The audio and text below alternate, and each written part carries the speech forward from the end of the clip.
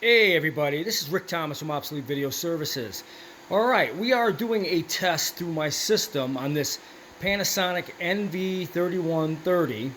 I just got done servicing, putting all new rubber and doing belts and alignment, all that kind of stuff on this machine. These are notorious for playback issues if the tapes are sticky. Again, if your tapes are sticky and they're not clean, you'll have a lot of jumping around or tracking issues or that type of thing.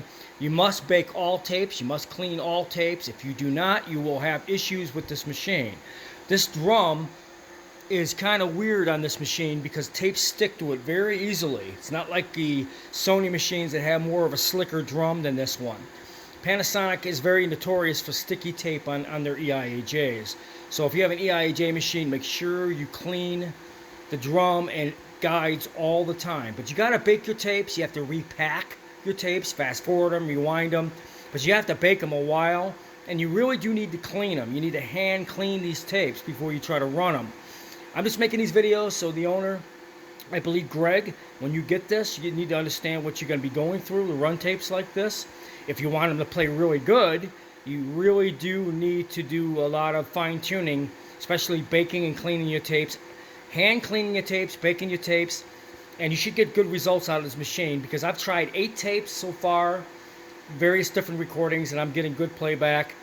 I baked them and cleaned them so I know they're not sticky. So basically you'll get a good video, but you have to bake your tapes. So this is the 3130. As you can see, it's playing good through my ProRes. It's stable, it's very steady, so it's running good. As you notice, the flagging at the top of the video is gone because we're running through time-based correction.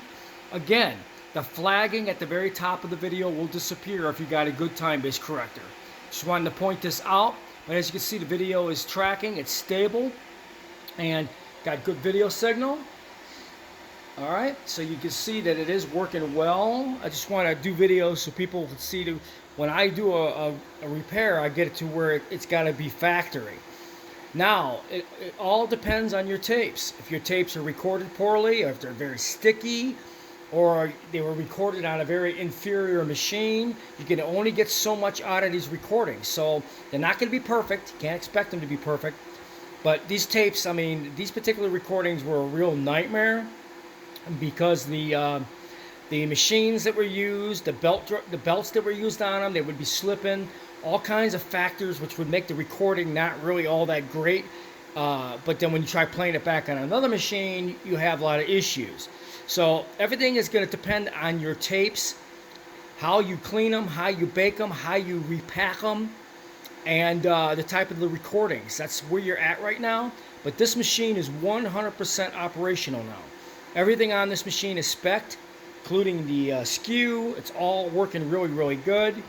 As you can see, we got good video coming out of it. This one's tracking really good. And if you come on over here, you can see it's looking good on my PC as well. You know, like I said, if you get tape glitches, you're going to notice that. It all depends on the tapes after you fix and repair one of these Panasonic machines. So this is a message out to Greg. I hope you watch these 3 videos. I'm going to email you so you can get a good idea what you're going to be getting yourself into.